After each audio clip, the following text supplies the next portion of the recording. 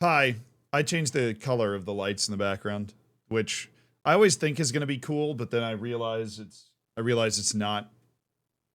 There's a reason that I usually have them on blue because that looks the least offensive. But if this becomes your pet peeve, then welcome to the club because I have a pet peeve, and it usually revolves around gatekeeping fandom. Something happened recently that brought this just right up to the top. So you need to know something about me for my context on this story, and that I am from Tampa, Florida, in the United States. Just in case you didn't know where Florida was, although we are pretty famous for our intelligence and good looks.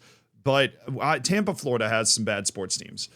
We do. The Tampa Bay Buccaneers have the worst winning percentage in NFL history. So American football, even though they've won the Super Bowl twice, we had Tom Brady, they have the worst winning percentage of all time. The Tampa Bay Rays are the baseball team in that area. They're bad. The Tampa Bay Lightning, up until about 6 years ago, were one of the worst teams in the league consistently. Then they become one of the best, which was awesome. But the point is, I grew up in an area and going to sporting events, supporting my teams, that we were losing a lot. We were losing, a lot. Like very consistently getting blown out, getting destroyed, getting very familiar with the concept of going to the game and then watching your team be bad and leaving. Now, I realize that the American sports culture is different from the European sports culture, specifically the British or even the English football, soccer fan culture. It is the same in many different ways, but it is also different. It is different in the level of intensity, not of the actual fandom, but of the caring about the actual fandom. Like the projection, the perception that other people have of your actual fandom is more crucial to your identity than what I experienced growing up. At least that's what I've learned spending years on the internet interacting with these people, right? The idea that you don't see anybody in the US with a Twitter bio that says Cincinnati Bengals home and away, right? Like that's, you don't have that in the US. One, because the US, it's not a hop, skip, and a 2-hour train ride to go to an away game. It's a 5-hour flight, right? So that does change it a little bit and probably affected how the sport culture developed in the US relative to England specifically that we're talking about. Because this story was in England and it got passed to me, and I knew the moment I saw it, I was going to want to talk about it specifically right here because it's the West Ham fan story. If you haven't heard, if you've been off the internet for a couple of days, West Ham was playing against, who are they playing? Arsenal. And they're playing against Arsenal and they get blown out, right? West Ham's having a pretty good season. They're top half of the table, right? David Moyes has had this rejuvenated effect on the London Stadium, but this just happens every once in a while. You just lose. You get blown out. The other team's hitting all their shots. Everybody on your team's not playing well. It just happens in sports. And it's 4-0 at halftime. And they've got that drone outside the stadium. It's flying around like, just zooming, thumbing all over the place. And it catches a bunch of fans leaving at halftime because it's 4-0. Well, guess what? The match ended up being 6-0, right? It was a blowout. Why would you want to sit through that? It sucked. And the fans are leaving. And that happens in the US and it happens in England, clearly. And the reason it happens is because these fans want to leave the game. They want to leave the game because their team is losing. Their team is bad on that day. And they just don't want to watch it anymore. They want to go get some food. They want to go do something else, right? And this, in the United States, when this sort of shot is shown, it is not an indictment of the fans, right? This shot is shown typically when the team is losing by a lot, and then the broadcast crew will cut to whatever this freaking drone is or a camera outside the stadium, and they go, well, the fans are leaving early. I guess the team's playing poorly. But for some reason, in England, this is the indictment of the fans. Like, it's not the fans' fault that the team is losing 4-0. I feel like that is completely overlooked here, but they'll cut to it and they'll be like, wow, these plastic fans, right? These plastic fans for West Ham, they're leaving, right? They're leaving the game at halftime when they're only losing 4-0. It's like, okay, I've seen a bunch of different takes off of this, but that was one thing I wanted to get out there is the difference between the broadcast, you know, the way they're going to cover it in the US and the way they're going to cover it in England. Because I feel like the way it's covered, the moment that it's happening, affects the way a lot of people think about it. We like to imagine ourselves as not sheeple, right? That we have our own opinions all the time. But what the broadcaster says, I know this because I used to work in the broadcasting industry. What the broadcaster says, whether the analyst or the play-by-play broadcaster, whoever, notices something, and then what they have to say about it will often really dictate what people end up talking about after the match. Like, if the analyst continues to talk about how good Kevin De Bruyne's passing has been the entire match, well, then a lot of people are going to be talking about how good Kevin De Bruyne's passing was at the end of the match. And it's the same with the players leaving the stadium.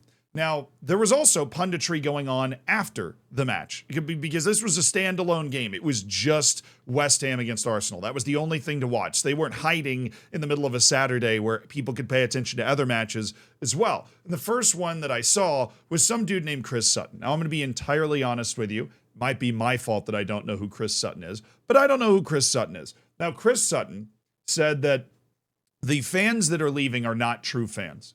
Right? If the fans that are leaving the game are not true fans. Now, this may just be an inflammatory comment, maybe intentionally. I don't know. In which case I fell for it. But this wasn't the only. I'm just singling Chris out here. This is not the only reaction like this that I saw, where somebody just said, "Hey, these aren't true fans. What is this?" Let's see if I can find an exact quote here. I mean, you're not a true football fan. You've got to support your team through thick and thin. Get behind the team. You can't leave at halftime and then say, "I'm a hammer." You're not a hammer if you leave at halftime and go home. That's the nickname for West Ham fans. It's all right singing when you're winning, isn't it? It's okay doing that, isn't it? Yes. Yeah. Because you're winning. You're winning the game. So you're singing to celebrate. There's a lot of different ways that you can handle losing, but the idea that you can't say, "I'm a hammer," well, you know, I'm a West Ham fan if you left at halftime. Why? Give me an actual good. The actual reason he's giving is you have to support your team through thick and thin. They were at the game. They just left because the team was bad. They're not walking out going, "Well, I'm never coming back again. This was a disgrace." Like, they were there. They were supporting the team. Then the team was terrible, so they left. In a way that, honestly, I always thought about it, even when I was a little kid, to show their displeasure for the way the team was playing. I'm like, cool. Play for an empty stadium the second half, right? When I was a kid, would go to Tampa Bay Buccaneers games, and I would enjoy the first half, and we'd be losing by 30 points, and then we'd leave. We'd leave the game, right? Because there were other things that I had to do that day, other than watch the team I care about a lot get abused. There's a counter argument to this, that you care about the team so much that you don't want to watch them get dragged. And particularly in England, you've got that away section of fans. In the US, the away fans are kind of mixed in, which can be annoying too, because sometimes you're sitting like 5 feet away from one and they keep celebrating and you're sitting there like scowling at them, right? But you are listening to the away fans just celebrate over and over. It's not, it's miserable. It's miserable.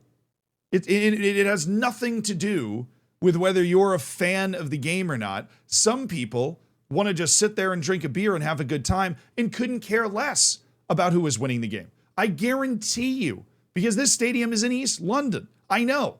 I've actually been around the stadium before. There are tourists at this game that did not leave. Those are the real fans, because they just wanted to stay at the game and have a beer and watch a Premier League match because they came from, wherever they came from and they wanted to. So those are the real fans.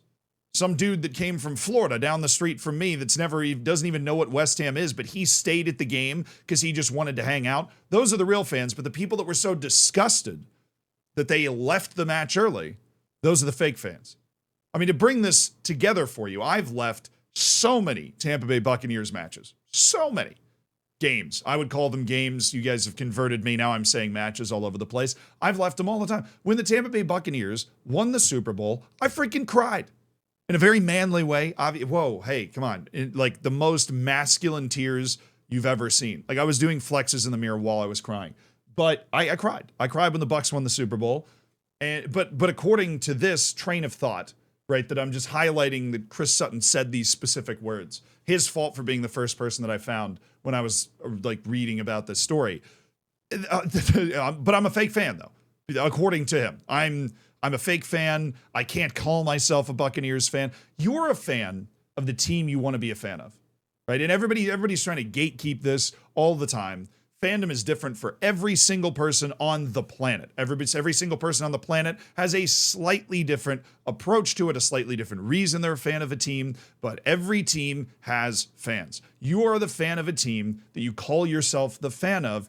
Nobody can tell you nobody can tell you that's not the case. And if you leave a match early, that doesn't mean you're not a fan.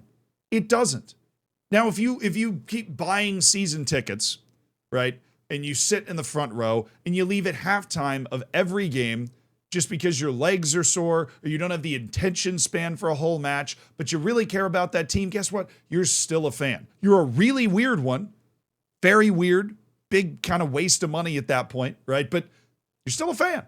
You are still a fan because you care about the team, right? But there's such an emotional investment. It's not just in England. I know this happened in England, but in a lot of areas that I've found, and even in the U.S. in some circles, and this idea that, you have to do this if you're a fan, or you have to do this if you're a fan, or you're not a true fan if you don't do this, or, if your team loses and your weekend isn't completely ruined, then you're somehow a fake fan. Like, no.